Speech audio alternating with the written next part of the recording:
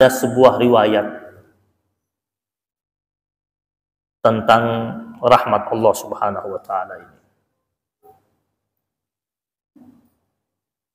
Dulu ada orang namanya Wahsy bin Harb. Wahsy bin Harb ini budak hitam berasal dari negeri Habasyah. Bertubuh tinggi, besar. Bahkan dia mendapat julukan sebagai Abu Dasama, pria yang berbadan subur karena badannya besar, dan dia orang yang pandai memainkan tombak. Tapi dia budak. Nama dia Wahsy itu menunjukkan tentang kebuasan dirinya. Wahsy itu dalam bahasa Arab artinya buas. Nah, Wahsy ini sebagaimana budak-budak yang lainnya itu merindukan kebebasan. Tetapi tentu itu kerinduan yang sulit untuk didapati oleh setiap budak di zaman itu. Dia menjadi budak daripada salah satu petinggi suku Quraisy yang bernama Jubair bin Mut'im. Salah satu petinggi orang Quraisy, kafir Quraisy, namanya Jubair bin Mut'im. Ini majikan daripada Wahsy. Suatu hari Wahsy dia dijumpai oleh majikannya. Budak di zaman dahulu itu dia boleh diapakan saja sama majikannya. Bahkan mereka makan pun harus mendapatkan izin daripada majikannya. Jubair bin Mut'im dia panggil Wahsy dan dia katakan kepada Wahsy, kau pingin bebas tidak? Pingin, itu kan kerinduan yang diinginkan oleh para budak-budak, yaitu biar dia bisa bebas. Wahsy ini berbeda dengan Bilal bin Rabah. Bilal bin Rabah juga budak.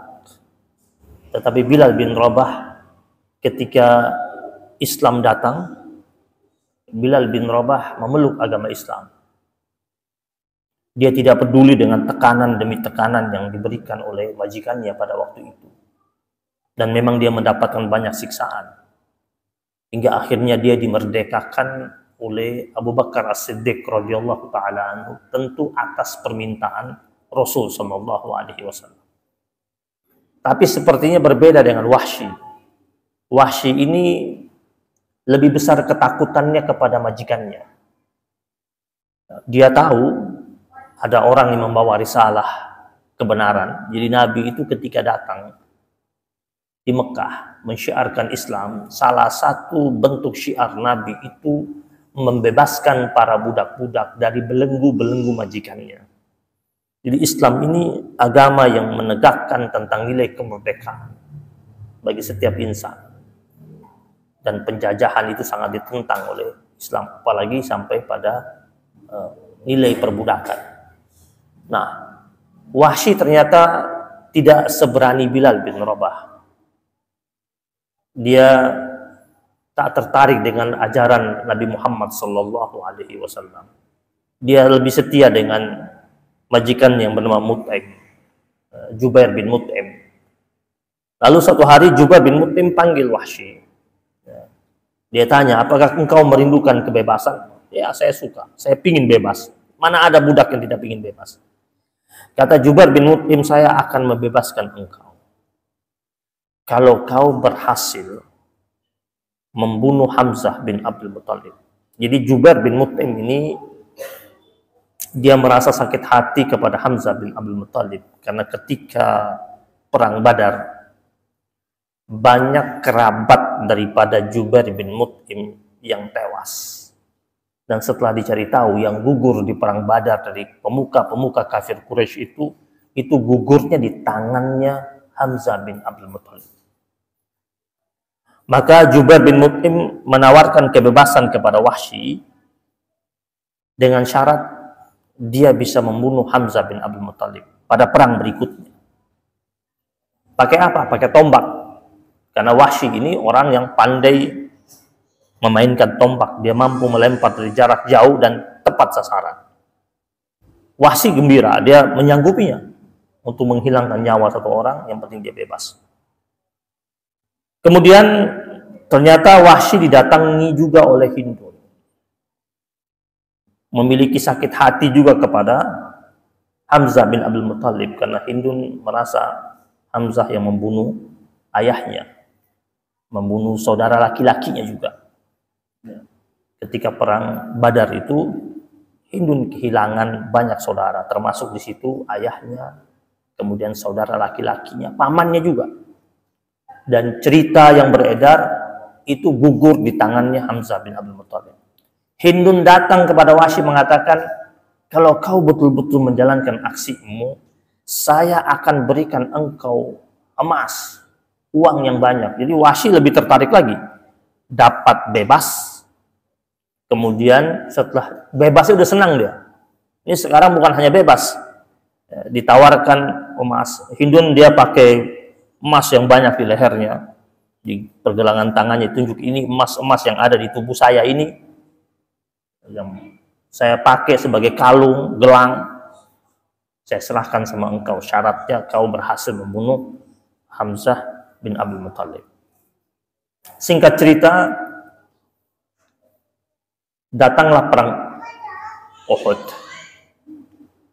Dan ketika perang itu berkecamuk, Wahsy hadir di situ.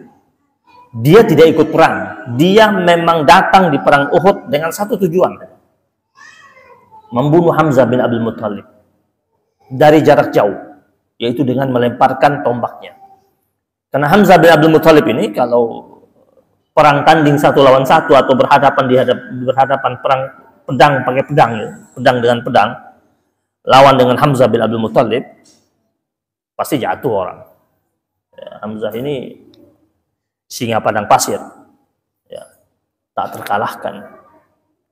Pamannya Rasul Shallallahu Alaihi Wasallam. Wahsy dari jauh dia memantau pergerakannya Hamzah bin Abdul Muthalib. Sambil dia melihat, ya, dari arah mana agar dia dapat melemparkan tombaknya itu. Dan Hamzah bin Abdul Muthalib pada waktu itu bergerak dengan gesit, sehingga dia butuh waktu agak cukup lama membidik Hamzah bin Abdul Muthalib. Dan pada saat yang tepat pada waktu itu, akhirnya Wahsy melepaskan tombak tersebut dan mengenai tubuhnya Hamzah bin Abdul Muthalib. Hamzah roboh, bersimbah darah. Wahsy setelah itu dia cabut tombaknya dan dia pergi tinggalkan Hamzah bin Abdul Muthalib. Dan tidak ikut perang lagi. Memang dia perang masih berlangsung gitu. Ya. Dia langsung meninggalkan. Memang tugasnya cuma satu, merobohkan Hamzah bin Abdul Muthalib. Ya. Jamaah yang dirahmati Allah Subhanahu Wa Taala. Setelah itu Wahsy mendapatkan kebebasannya. Janjinya Jubair bin Mut'im, kau bebas, betul dibebaskan dia. Terus janjinya Hindun itu, yang mengatakan dia akan berikan kepada Wahsy harta yang banyak, emas-emas yang banyak, diberikan, dikasih. Wahsy hidup nyaman, ya. Merdeka dia, bebas. Ya. Dia kalau budak itu, zaman masih jadi budak, tidak mungkin dia bisa menikah kecuali dengan sesama budak. Dan itu pun atas restu dan izin dengan majikannya. Ya, kalau sekarang dia sudah merdeka, dia boleh pinang, ya, wanita siapa saja yang dia inginkan. Harta dia banyak lagi, dia dapat emas yang cukup banyak, uang yang cukup banyak yang diberikan oleh Hindun pada waktu itu. Dan pada waktu pertempuran Uhud itu, pemuka kafir Quraisy itu tujuannya cuma dua, sasaran utamanya. Perang ini kan, perang Uhud itu pasukan kafir waktu itu dipimpin oleh Abu Sufyan. Dan sebelum mereka berangkat, pemimpin-pemimpin kafir Quraisy mengatakan, kita sasaran utama kita cuma dua orang. Muhammad sallallahu alaihi wasallam dan Hamzah bin Abdul Muthalib. Kalau dua orang ini kita bunuh, maka kita berjaya. Pada waktu itu Hamzah roboh. Bahkan Nabi sempat berada pada posisi terdesak pada waktu itu. Dan diselamatkan oleh Allah Subhanahu wa taala dengan adanya sahabat-sahabat Nabi yang masih setia bersama Rasul sallallahu alaihi wasallam. Bahkan Nabi terluka pada waktu perang Uhud itu. Bahkan sempat ada isu pada waktu itu Rasul wafat. Sehingga hampir saja menggemparkan pasukan muslimin. Nah, jamaah yang dirahmati Allah Subhanahu wa taala, setelah Jubair bin Mut'im memberikan imbalan yang amat sangat berharga kepada Wahsy, yaitu dia dimerdekakan, dan setelah Wahsy dia mendapatkan harta yang begitu banyak, dia hidup merdeka, bebas, ya. Kemudian dia menikmati kemerdekaannya dan harta yang dia dapat itu.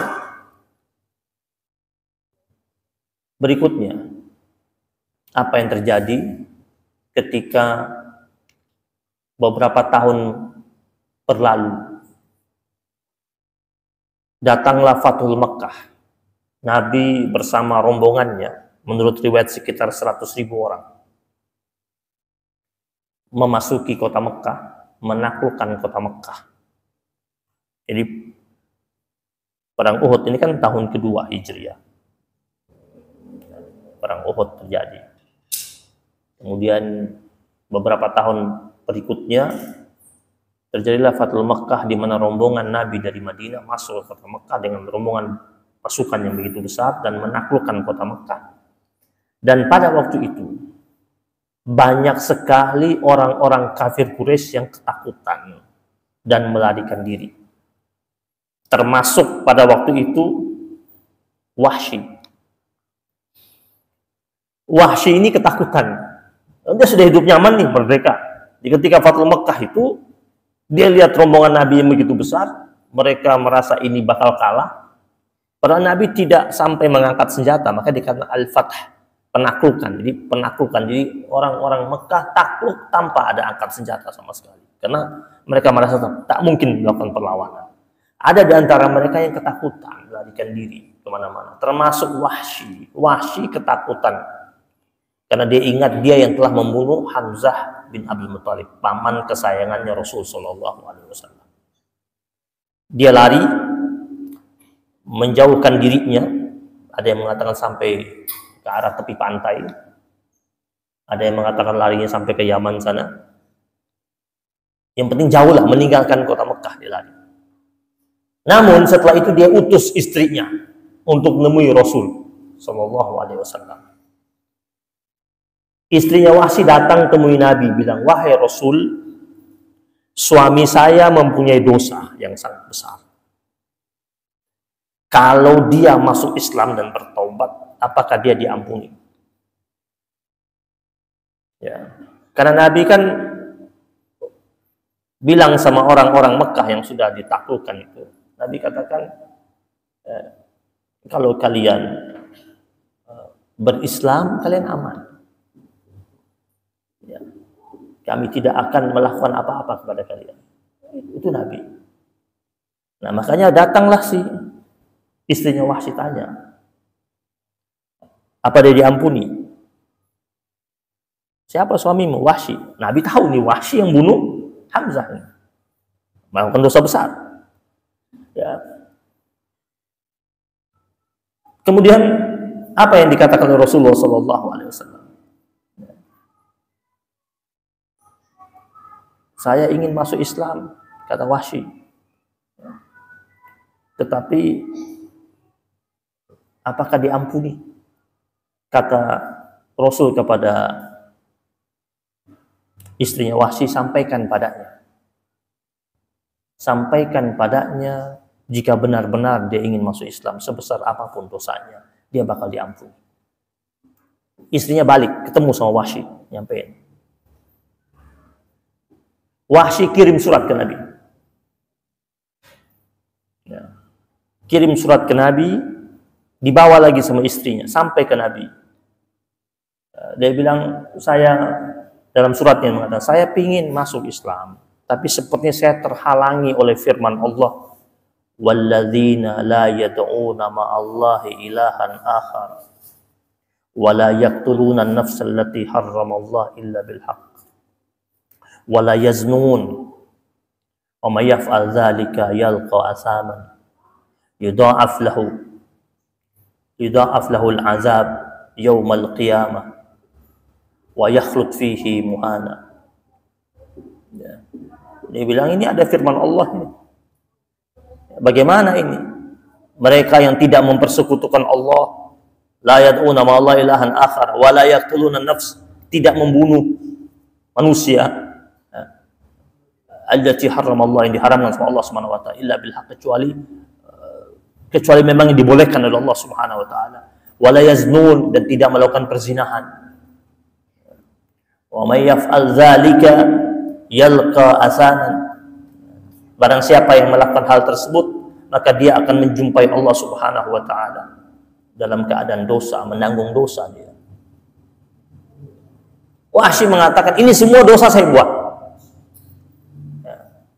Menyekutukan Allah ya, bunuh orang ya, yang dia bunuh bahkan ini orang yang terdekat dengan Nabi Muhammad SAW. Kemudian berzina, saya ketika masih menjadi budak itu saya berzina sesama budak. Gimana ini?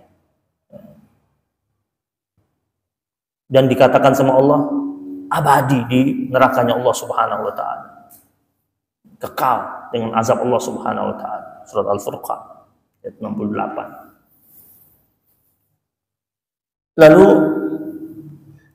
surat itu dibaca sama Nabi. Nabi Muhammad SAW kirim balasannya kepada Wahsy dengan firman Allah. Kata Nabi, ini ada firman Allah, illa man taba wa amana wa amila amalan salihan, kecuali orang yang bertobat, kemudian beriman, kemudian beramal saleh. Mau nggak taubat? Mau nggak beriman? Mau nggak beramal saleh? Faulaika yubaddilullahu sayyi'atihim hasanat. Mereka itulah yang orang-orang yang Allah akan ganti segala macam bentuk keburukannya dengan kebaikan-kebaikan. Wa kana Allah ghafuran rahima. Dan Allah Subhanahu wa taala Maha Pengampun dan Penuh Kasih. Dibalas sama Nabi dengan firman Allah. Kirim ke dia. Sampai ke dia, surah Al-Furqan ayat 70. Kemudian setelah itu Wahsy kirim surat lagi ke Nabi, dibawa sama istrinya. Ya Rasulullah, sudah saya tahu, tetapi ini di ayat itu ada syaratnya. Syaratnya harus beramal saleh. Saya belum amal saleh. Dan saya tidak tahu apakah saya itu dapat melakukan amal soleh tersebut atau tidak. Rasul Shallallahu Alaihi Wasallam akhirnya menyampaikan kepadanya firman Allah Subhanahu Wa Taala, Innallaha la yaghfiru ay yushraka bihi wa yaghfiru ma duna dzalika liman yasha. Sesungguhnya Allah Subhanahu Wa Taala tidak akan mengampuni perbuatan yang menyekutukan Allah Subhanahu wa taala, dan Allah mengampuni maduna dzalika liman yasha. Selain syirik itu, selain menyekutukan Allah, Allah akan ampuni. Suka-sukanya Allah Subhanahu wa taala. Wa may yusyrik billah faqad iftara itsman azima. Barang siapa yang menyekutukan Allah Subhanahu wa taala, maka sungguh dia telah berbuat dosa yang amat sangat besar. Nabi jawab dengan surat An-Nisa ayat 48 kepada Wahsy. Setelah dikirimkan kepada Wahsy, Wahsy masih bilang lagi, ya Rasul, ayat ini ada syarat. Ada syaratnya. Dan saya tidak mengetahui apakah Allah hendak mengampuni saya atau tidak. Masih ada syarat. Syaratnya apa? Tidak menyekutukan Allah. Dosa apa saya diampuni? Syaratnya tidak menyekutukan Allah. Nah, saya nggak tahu ini. Allah ampuni saya tidak karena saya musyrik. Akhirnya Nabi menjawabnya dengan mengirimkan firman Allah Subhanahu wa taala surat Az-Zumar ayat 53. Di mana di situ Allah berfirman, "Qul ya ibadiyalladzina asrafu ala anfusihim la taqnatu min rahmatillah." Katakanlah, wahai hamba-hambaku yang melampaui batas. Artinya dosanya udah tak terkira itu. La taqnatu min rahmatillah. Jangan pernah kalian berputus asa terhadap rahmatnya Allah Subhanahu wa ta'ala. Innallaha yaghfiruz dzunuba jami'an. Sesungguhnya Allah Subhanahu wa taala mengampuni dosa-dosa semuanya, tak terkecuali. Innahu wal ghafurur rahim. Sesungguhnya Allah Subhanahu wa taala Maha Pengampun dan penuh kasih. Ketika sampai kepada Wahsy surat Az-Zumar ayat 53 itu, dia tersenyum, gembira. Dia mengatakan, ini udah nggak ada syaratnya. Nggak ada syarat di ayat itu. Di dalam surat Az-Zumar ayat 53 itu nggak ada syarat. Dia gembira, kemudian dia datang ke Madinah menjumpai Rasul Sallallahu Alaihi Wasallam. Jadi waktu itu Nabi sudah kembali ke Madinah, dari Mekah Nabi sudah kembali ke Madinah. Dia datang menjumpai Rasul Sallallahu Alaihi Wasallam. Jamaah yang dimuliakan Allah Subhanahu Wa Taala, kisah Wahsy ini tentu bisa menjadi pelajaran yang sangat penting bagi kita untuk tidak berputus asa terhadap rahmatnya Allah Subhanahu wa taala.